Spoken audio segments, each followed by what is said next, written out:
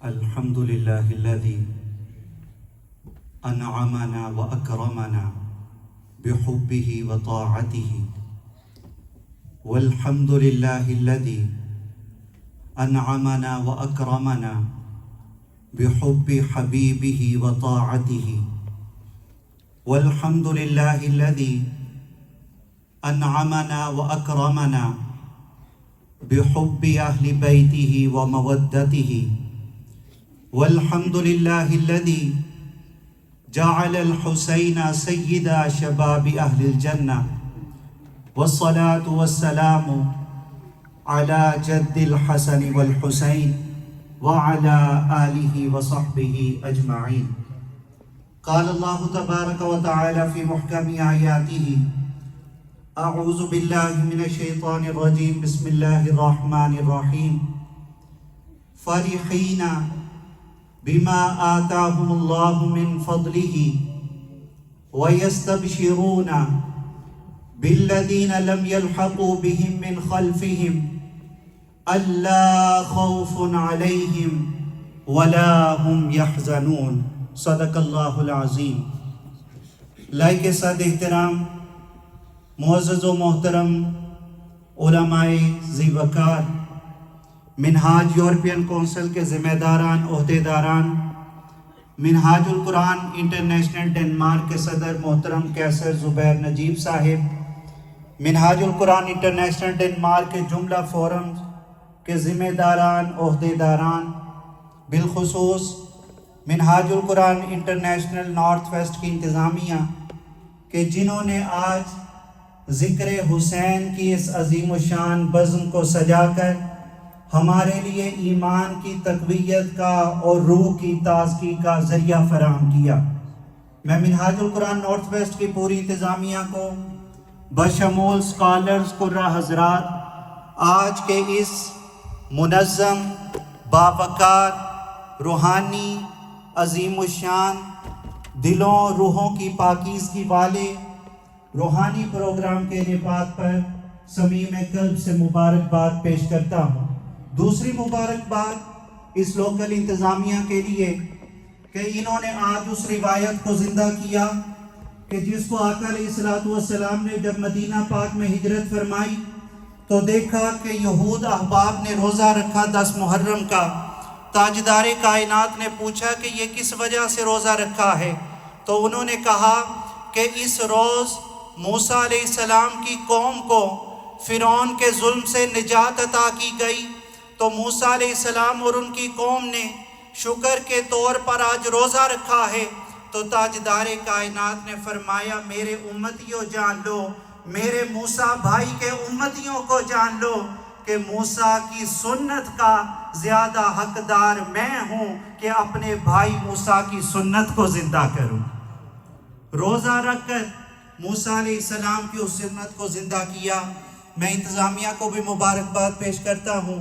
آپ احباب، خواتین و حضرات جو آج کے اس عظیم الشان پروگرام میں تشریف لائے، جن احباب نے دعوت دینے میں تعاون کیا، جن احباب نے مالی خرچ کیا، جن احباب نے انتظامات میں حصہ لیا، جن احباب نے کھانا بنایا، جن احباب نے میسیجز کیے، دعوت کیے اس بزم حسین کو سجانے کے لیے، اللہ رب العزت آپ سب کی کاوشوں کو بارگاہ سرور کونین اور شہدائے کرب و بلا کی عظیم مقدس ہستیوں کی بارگاہ میں قبول و منظور فرمائے. عزیزان گرامی عقد، آج کا دن بہت عظیم الشان دن ہے. آج کا دن وہ دن کہ جس دن اللہ رب العزت نے یونس علیہ السلام کو مچھلی کے اندر 40 دن کے بعد نجات عطا کی. آج کا دن وہ دن ہے کہ جس دن حضرت آدم علیہ السلام کی توبہ قبول ہوئی. آج کا دن وہ دن ہے کہ جس کو غفلتوں میں گزارنے کی بجائے جس کو بیداری کے ساتھ گزارنے کی ضرورت ہے، کیونکہ آج کا دن وہ دن ہے کہ حضرت نوح علیہ السلام کی کشتی کو جودی پہاڑ کے ساتھ جس دن کنارے پر لگایا گیا. آج کا دن وہ دن ہے کہ جس دن اللہ رب العزت نے اپنے انبیاء کرام کو اپنے کرم کے ساتھ، اپنے فضل کے ساتھ، اپنی نوازشات کے ساتھ، اپنی رحمتوں کے ساتھ، اپنی عنایتوں کے ساتھ نواز کر ان کی امتوں کو اپنی بارگاہ کا قرب نصیب فرمایا. اور عزیزان محترم، آج کا دن وہ عظیم دن ہے کہ جس دن ہم خانوادہ رسول صلی اللہ علیہ وسلم کی مقدس ہستیوں کو خراج عقیدت پیش کر رہے ہیں۔ عزیزان محترم، حضرت سعد بن ابی وقاص رضی اللہ تعالیٰ عنہ روایت فرماتے ہیں، وہ فرماتے ہیں کہ عزیزان محترم کہ آقا علیہ الصلوۃ والسلام سے پوچھا گیا، یا رسول اللہ صلی اللہ علیہ وآلہ وسلم ای الناس اشد بلاء، یا رسول اللہ سب سے زیادہ کن کو آزماتا ہے؟ اللہ سب سے زیادہ کن کو آزماتا ہے، مصائب عطا کرتا ہے؟ فرمایا الانبیاء، پہلی ہستیاں نبیوں کی ہستیاں ہوتی ہیں کہ جن کے سینے کے اندر معرفت الہی بسی ہوتی ہے۔ پھر پوچھا کہ یا رسول اللہ اس کے بعد اللہ رب العزت کن کو آزماتا ہے؟ پھر فرمایا ثم الامثل فالامثل، ان کے بعد جو بندہ رب کے جتنا قریب ہو اللہ تعالیٰ اتنی ہی اس کو آزمائشوں کے اندر ڈالتا ہے۔ پھر آقا علیہ الصلوۃ والسلام نے فرمایا یبتلی العبد علی حسب دینہ فإن کان فی دینہ شدۃ، آقا علیہ الصلوۃ والسلام نے ارشاد فرمایا کہ اللہ رب العزت ہر ایک کو اس کے ایمان کے درجے کے مطابق آزمائش میں ڈالتا ہے۔ فإن کان فی دینہ صلبا، اگر وہ اپنے دین پر پختہ ہو، اللہ پر ایمان پہ پختہ ہو، آقا علیہ الصلوۃ والسلام کی رسالت کے ایمان پر پختہ ہو، قرآن پر ایمان پر پختہ ہو، یوم آخرت پہ ایمان پر پختہ ہو، ملائکہ پر ایمان پر پختہ ہو، کتابوں پر ایمان پر پختہ ہو، تو تاجدار کائنات نے فرمایا کہ اللہ رب العزت انبیاء کرام کے بعد سب سے زیادہ ان کو آزماتا ہے۔ وَإِن كَانَ فِي دِينِهِ رِقَّةٌ، فرمایا دوسری کیٹیگری بھی ہے، اگر کوئی ایمان میں کمزور ہے، غفلت ہو جاتی ہے، انسان ہے، نماز میں کمزوری ہو جاتی ہے، احکام الہی میں پابندی پر کمزوری ہو جاتی ہے، تو آقا علیہ الصلوۃ والسلام نے فرمایا ابتلی علی حسب دینہ، اپنے دین کے مطابق اس کو آزمایا جاتا ہے۔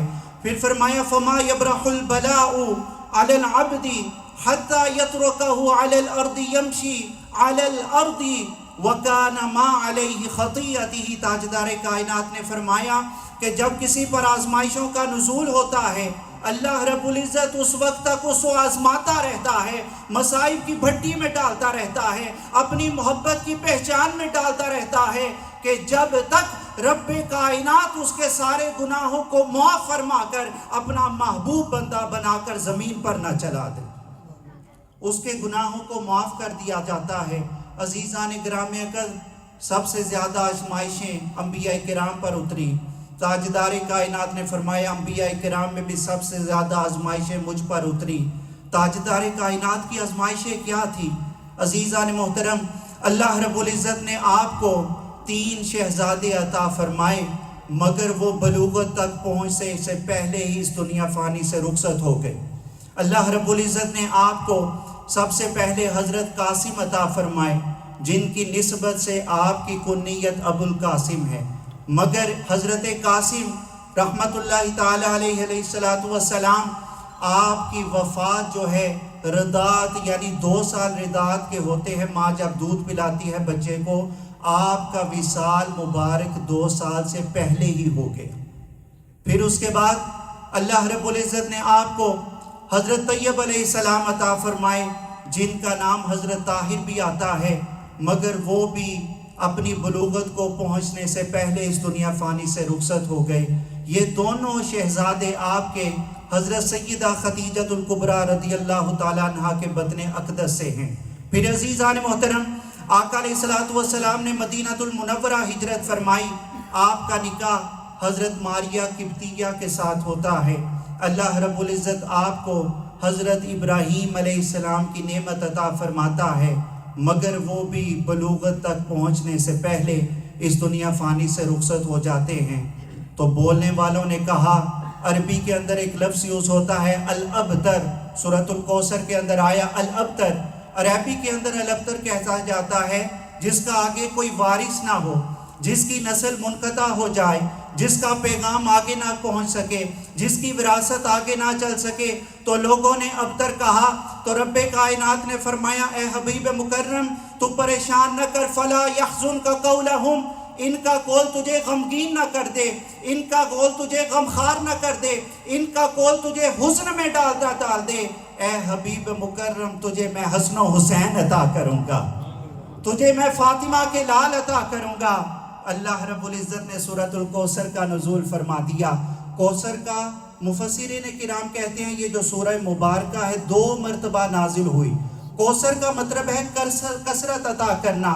رب کائنات نے فرمایا اِنَّا أَعْطَيْنَاكَ الْكَوْثَرَ، اے حبیب مکرم ہم آپ کو کثرت عطا کریں گے۔ فَصَلِّ لِرَبِّكَ وَانْحَرْ، بس آپ کیا کریں اللہ کی بارگاہ میں نماز ادا کیا کریں، قیام رکوع اور سجود کیا کریں اور قربانی دیا کریں۔ کوثر کا ایک معنی بیان کیا گیا حوض کوثر، جہاں پر اللہ رب العزت ہم سب کو کریم آقا کے دست مبارک سے حوض کوثر کے جام پینے کی توفیق اور نصیب فرمائے۔ آمین کہہ دیں ایک مرتبہ، زوردار ذرا آمین کہہ دیں۔ اللہ تعالی ہم سب کے مقدر فرمائے۔ اللہ رب العزت نے فرمایا اے حبیب مکرم جب لوگوں کی باتیں سنی، لوگوں نے کہا ان کی پیروی نہ کرو۔ پیروی کیوں نہ کریں؟ کیونکہ ان کی تو آگے نسل ہی نہیں چلنی، ان کی تو آگے وراثت میں ہی نہیں چلنا۔ معاذ اللہ استغفر اللہ، جب ان کا وصال ہو گیا تو ان کا دین بھی ختم ہو جائے گا۔ تو رب کائنات نے فرمایا کہ اے حبیب مکرم تیرے شہزادے اگر فَصَلِّ لِرَبِّكَ وَانْحَرْ قربانیوں کے راستے پر چلتے رہیں تو تیرا رب یہ وعدہ کرتا ہے اِنَّا أَعْطَيْنَاكَ الْكَوْثَرَ، ادھر قربانی ہوگی وہاں رب کائنات کثرت عطا کر دے گا۔ اب کثرت رب نے کیسی عطا کی کہ حضرت امام حسین رضی اللہ تعالیٰ عنہ کی ایک ہی شہزادے بچے سیدنا امام زین العابدین، جن کے ذریعے سے آپ کی نسل چلتی ہے۔ دوسری طرف یزید کے 14 بیٹے ہوئے، 5 بیٹیاں ہوئیں، مگر آج کوئی ایک بھی بدبخت اپنے آپ کو یزید کے ساتھ نسبت دینے پر فخر نہیں کرتا، مگر کائنات کا کوئی مقام ایسا نہیں جہاں پر اہل بیت اطہار کے چشم و چراغ نہ بستے ہوں، جہاں پر کوثر کا فیض نہ چلا ہو، جہاں پر اللہ رب العزت کا کرم اور فضل نہ چلا ہو۔ پھر عزیزان محترم آقا علیہ الصلوۃ والسلام نے ارشاد فرمایا اِنَّا مَعْشَرَ الْأَنْبِيَاءِ يُضَاعَفُ لَنَا الْبَلَاءُ، تاجدار کائنات نے فرمایا کہ ہم جو انبیاء کرام کا گروہ ہے، ہم یہ جو انبیاء کرام ہیں، یضاعف لنا البلاء، اللہ تعالی ہمیں آزمائشیں بھی بڑھا کر دیتا ہے، اللہ تعالی آزمائشیں بھی بڑھا کر دیتا ہے۔ یا رسول اللہ آزمائشیں کیوں بڑھا کر دیتا ہے؟ فرمایا کما یضاعف لنا الاجر، جس طرح وہ ہمیں اجر بھی بڑھا کے دیتا ہے، جس طرح وہ ہمیں اجر بھی بڑھا کر دیتا ہے، اجر بھی کثرت کے ساتھ عطا کرتا ہے۔ تو عزیزان محترم اللہ رب العزت نے ہمیں ان خوش نصیبوں میں شامل فرمایا کہ ہم ان ہستیوں کا ذکر کر رہے ہیں جن کی محبت ایمان کی سلامتی کا ذریعہ ہے۔ یہ وہ گھرانہ جن کی محبت ایمان کا جز ہے، یہ وہ گھرانہ جس گھرانے کے اندر فرشتے بھی اجازت لے کر آتے ہیں، یہ وہ گھرانہ جن کا ادب خلفاء و راشدین نے کیا، یہ وہ گھرانہ جن کی محبت اللہ کی رضا کا ذریعہ بنتی ہے، یہ وہ گھرانہ جن کی محبت اللہ کی خوشنودی کا ذریعہ بنتی ہے، یہ وہ گھرانہ جن کی محبت اللہ کی رحمت کا ذریعہ بنتی ہے، اور یہی وہ گھرانہ ہے جن کی محبت سے اللہ تعالیٰ غموں کو دور کرتا ہے، غلموں کو دور کرتا ہے، پریشانیوں کو دور کرتا ہے اور دکھوں کو دور کرتا ہے۔ عزیزان گرامی قدر آقا علیہ الصلوۃ والسلام نے حسین علیہ الصلوۃ والسلام کو کندھوں پر بٹھایا اور لوگوں کو بتا دیا کہ لوگوں مجھے دیکھ لو، میں اگر براق پر سواری کرتا ہوں تو ایک لمحہ میں فرش سے اٹھ کر عرش پر جا کر ایک لمحہ میں جا کر واپس آ سکتا ہوں۔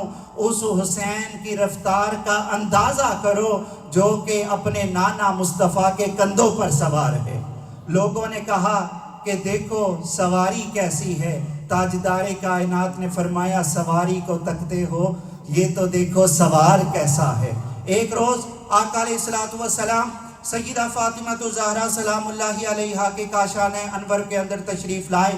امام حسن اور امام حسین جس طرح بھائی آپس میں ہوتے ہیں، پیار اور محبت کے ساتھ آپس کے اندر کیا ہے کشتی کر رہے تھے۔ تو جب آقا علیہ الصلوۃ والسلام تشریف لائے تو آقا علیہ الصلوۃ والسلام نے کیا کیا؟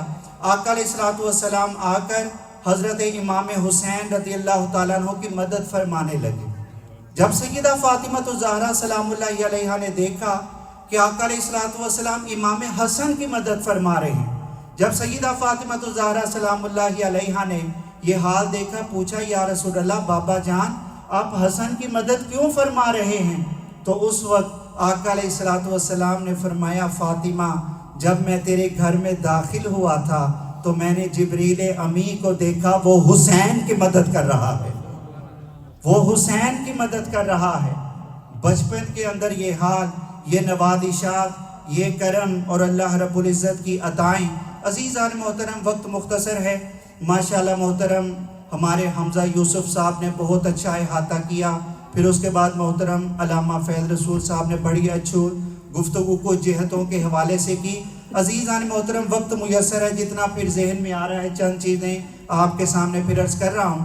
حضرت علی اکبر رضی اللہ تعالیٰ عنہ آپ شہزادے ہیں حضرت امام حسین رضی اللہ تعالیٰ عنہ، مگر آپ کی پرورش جو ہے، یہ علامہ صاحب رکھ لیں نظر، شکریہ۔ حضرت امام حسین رضی اللہ تعالیٰ عنہ کے صاحبزادے ہیں۔ حضرت علی اکبر رضی اللہ تعالیٰ عنہ کی پرورش کس نے کی؟ ان کی پرورش کی سیدہ زینب سلام اللہ علیہا، جو حضرت امام حسین کی ہمشیرہ ہیں، اس لیے وہ ان کو اماں جان بھی کہتے تھے۔ جب کربل کے میدان کے اندر گئے تو ذرا بات دیکھیں، کیا عجیب داستان ہے کربلا کی، عجیب داستان ہے کربلا کی۔ علی اکبر نے اپنی ماں سے پوچھا، جنہوں نے تربیت کی سیدہ زینب سے، عرض کی اماں جان کہتے تھے، عرض کی اماں جان یہ بتائیں کہ آپ افضل ہیں یا آپ کی والدہ ماجدہ سیدہ فاطمہ الزہرا افضل؟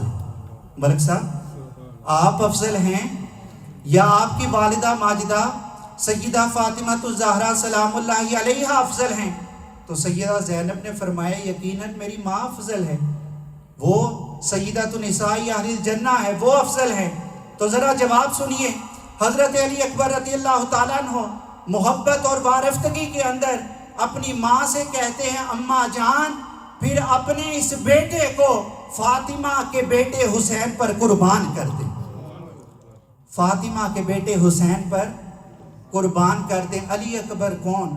عزیزان محترم جب علی اکبر رضی اللہ تعالیٰ عنہ نے کربل کے میدان کے اندر جانے کی اجازت چاہی تو حضرت امام حسین رضی اللہ تعالیٰ عنہ نے اپنے دست مبارک کو آسمانوں کی طرف بلند کر لیا اور عرض کرنے لگے اللہم اشہد علی ھذا القوم، مولا اس قوم پر گواہ ہو جا، فقد برز الیہم غلام، اب ان کی طرف وہ نوجوان آنے والا ہے، اشبہ الناس خلقا وخلقا ومنطقا برسولک محمد صلی اللہ علیہ وآلہ وسلم۔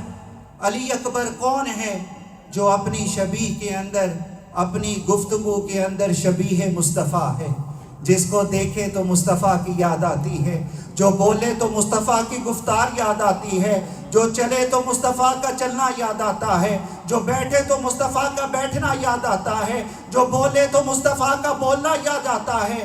مولا تو گواہ ہو جا، آج یہ علی اکبر بھی ان لوگوں کے سامنے آ رہا ہے۔ وَكُنَّا إِذَا اشْتَقْنَا إِلَى نَظْرِ وَجْهِ رَسُولِكَ نَظَرْنَا إِلَى وَجْهِهِ، جب ہمیں وَالضُّحَا کے چہرے کی زیارت کی چاہت ہوتی، تمنا ہوتی، ہم علی اکبر کا چہرہ تک لیتے، وَالضُّحَا کے چہرے کی زیارت کی پیاس پوری ہو جاتی۔ یہ وہ شہزادے۔ پھر عزیزان محترم اللہ رب العزت نے، ہم یہ آیت مبارکہ پڑھتے ہیں، علماء کرام موجود ہیں، قُلْ لَا أَسْأَلُكُمْ عَلَيْهِ أَجْرًا إِلَّا الْمَوَدَّةَ فِي الْقُرْبَى۔ ہم یہاں تک آیت پڑھتے ہیں، اگلا حصہ نہیں پڑھتے، ہم صرف اسی کو سمجھتے ہیں یہ عقیدے کا حصہ ہے۔ آگے کیا اللہ پاک نے فرمایا وَمَنْ يَقْتَرِفْ حَسَنَةً نَزِدْ لَهُ فِيهَا حُسْنًا۔ توجہ طلبات، ترجمہ، پھر جو شخص بھی نیکی کمائے گا ہم اس کے لیے اخروی اجر بہت زیادہ بڑھا دیں گے، ہم اس کے لیے اخروی اجر بہت زیادہ بڑھا دیں گے۔ محترم چودھری ایوب صاحب، جو یہاں پر نیکی کا عمل کرے گا آخرت میں اجر بڑھا دیں گے۔ حضرت حسن بن علی رضی اللہ تعالیٰ عنہ سے پوچھا گیا کہ مل مراد اقتراف الحسنہ، یہ جو نیکی کا بڑھنا ہے، نیکی کے بڑھنے سے مراد کیا ہے؟ عن الحسن بن علی رضی اللہ تعالی عنہما، حضرت حسن بن علی رضی اللہ تعالی عنہما نے جواب دیا، اقتراف الحسنہ، یہ جو نیکی کا بڑھنا ہے، مودتنا اہل البیت، اس کا مطلب یہ ہے ادھر مودت اہل بیت بڑھے گی، قیامت میں اللہ اجر بڑھا دے گا، قیامت میں اللہ تعالیٰ اجر بڑھا دے گا۔ اب عزیزان محترم، ہر اچھا عمل نیکی ہے، ہر اچھا عمل نیکی ہے، مگر یہاں پر اللہ تعالیٰ نے ہمیں بتا دیا لوگوں، اگرچہ ہر اچھا عمل نیکی ہے مگر اللہ کی بارگاہ میں مقبول اس وقت ہے جب اس عمل کے ساتھ محبت اہل بیت اطہار کو لاؤ گے، مودت اہل بیت اطہار کو لاؤ گے، پھر اس کے بعد اجر بھی قبول کروں گا۔ اور آج ہم علی علی کر رہے ہیں، حسین حسین کر رہے ہیں، یہ ہم نہیں کر رہے، یہ اللہ تعالیٰ کروا رہا ہے۔ آقا علیہ الصلوۃ والسلام نے ایک روز حضرت علی رضی اللہ تعالیٰ عنہ سے فرمایا کہ اے علی دعا کیا کر۔ یا رسول اللہ کیا دعا کیا کروں؟ دعا یہ کیا کر، اللہم اجعل لی عہدا عندک، کہ مولا جو بھی میں نے تیرے ساتھ وعدے کیے ہیں اس کو مجھے پورا کرنے کی توفیق عطا کر دے، جو بھی تیرے ساتھ وعدے کیے ہیں اس کو پورا کرنے کی توفیق عطا کر دے، وَاجْعَلْ فِي صُدُورِ الْمُؤْمِنِينَ مَوَدَّةً، اور مولا مومنین کے دلوں کے اندر میری محبت کو پیدا کر دے، وَمَا عَلَيْنَا إِلَّا الْبَلَاغُ۔ سارے